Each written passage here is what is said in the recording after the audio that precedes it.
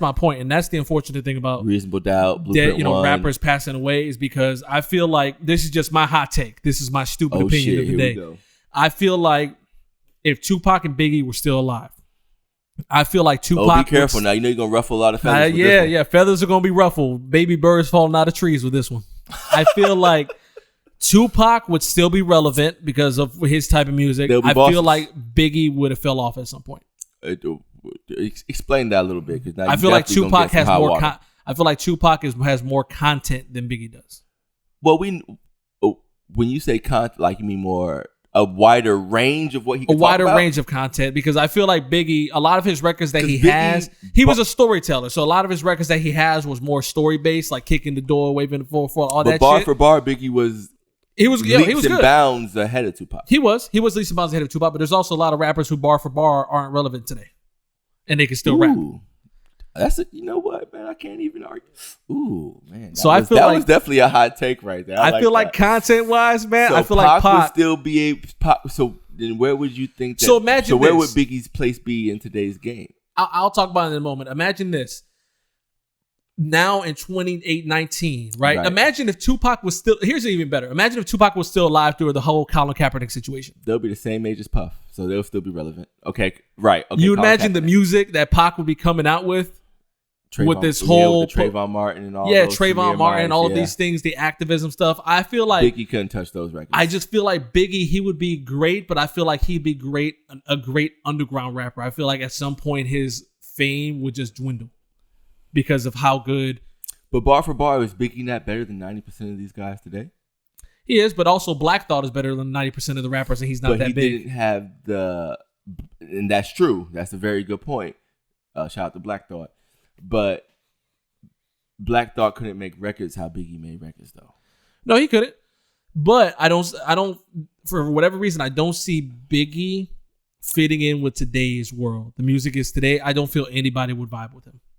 I don't feel like he could transcend that point. Like, I feel like, because even rappers right now, like J. Cole, Kendrick, like they have a certain way they can actually, like J. Cole's songs, for the most part, he can fit in today's world. Kendrick's a great example. And they're also chameleons. They're very versatile. Right, very versatile. I don't feel like Biggie, there's not anything that he showed me that he can stay relevant. Because one of his biggest things that he used to do was hop on an R&B record and spit a dope verse. How many records do you hear now where it's R&B and rap? No. Most people are singing.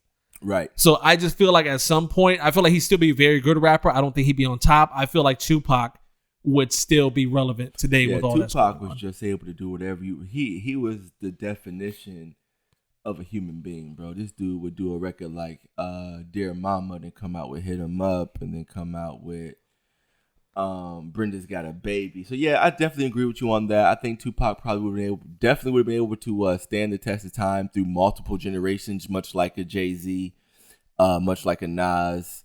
So I'm not going to give you too much beef on that one, me personally, but you definitely know you're going to hear about that, though. 1,000%. I mean, a good example of that would be wouldn't be able to make it in today's game. A good example of that would be a rapper who actually is a chameleon, Busta Rhymes.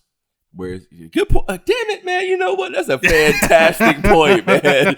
I can't even be mad at that. Now, of course, Busta Rhymes shout out to Flip Mode, man. But that's a very good point because Busta was very versatile. He did a lot of super versatile. But where is he at now? And he'll do something like remember that one record he had where he was rapping fast in like 2012, 13. He might get a feature. Yeah, he'll get a feature in, but actual album, I don't think nobody's looking for a Busta. And that's album what you right okay. Now. I see. Okay, now that you threw out that Busta reference, it kind of makes more sense with what you were saying with Biggie Smalls. But then again, I don't know if rap would that. It's kind of unfair to say that, to be honest. I mean, I'm gonna take the heat for it, but I don't know where rap would be if they were still alive. So rap, the whole trajectory of rap might change because, for the most part, you have people who want to emulate rappers. So back in late 90s, there was a lot of gangster rap and a bunch of people doing a lot of gangster rap, and then Nelly popped on the scene with his shit, and a bunch of people started doing. Since it was different, it took off. People got to put some respect on Nelly. Nelly's a legend. I'd have zero problem saying that, man. Country Grammar is a classic. It definitely. And he got a couple records outside of that, even with the Crazy Saint Lunatics. So I don't have an issue with that. Shout, that's a very good name drop was Nelly because people don't put Nelly was Drake before Drake. Respect. He was Drake before Drake. I'll buy that all day long. Definitely.